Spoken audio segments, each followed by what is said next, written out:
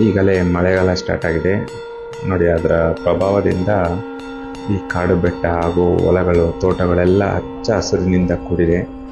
ಈ ಹಚ್ಚ ಹಸಿರಿನ ಬೆಟ್ಟದ ಮೇಲೆ ನೆಲೆಸಿರುವುದು ದೊಡ್ಡೊಟ್ಟೆ ರಂಗನಾಥ ಸ್ವಾಮಿ. ಈಗ ನೀವು ಕಾಣ್ತಿರೋ ಹಾಗೆ ನಾನು ಬೆಟ್ಟದ ಗರ್ಭಗುಡಿಯ ಬಳಿಗೆ ನನ್ನ ಪಯಣ ಸಾಗ್ತಾ ಇದೆ. ಸೊ ಏನು ತಡ ಮಾಡ್ದಲೇ ಬನ್ನಿ, ಈಗ ಗರ್ಭಗುಡಿಯಲ್ಲಿ ನೆಲೆಸಿರುವ ಈ ದೊಡ್ಡೊಟ್ಟೆ ರಂಗನಾಥ ಸ್ವಾಮಿಯ ದೇವರ ದರ್ಶನವನ್ನು ಪಡೆದು ಹಾಗೂ ಮಂಗಳಾರತಿಯನ್ನು ಸ್ವೀಕರಿಸಿ ಪುನೀತರಾಗೋಣ. ಮುಖ್ಯ ಗರ್ಭಗುಡಿ ಹೋಗೋದಕ್ಕಿಂತ ಮೊದಲು ಬಲಗಡೆ ಒಂದು ಸಣ್ಣ ಮಂಟಪ ಕಾಣಿಸ್ತಿದೆ ನೋಡಿ, ಗುಡಿ.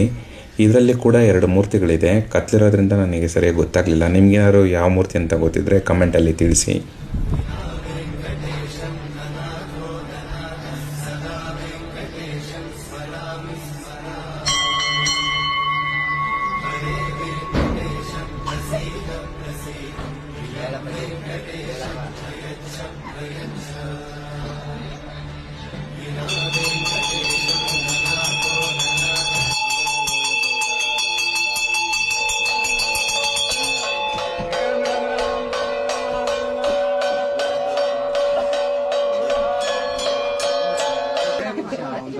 ನೋಡ್ತಾರೆ ಅಂತ ರಾಮ ರಾಮ ರಾಮ ರಾಮ ಪಟ್ಟಾಜ ರಾಮ ದ್ವಿಶತ್ ರಾಮ ಕಲಾಂಡ ಕೋಟಿ ಬ್ರಹ್ಮಾಂಡ ನಾಯಕ.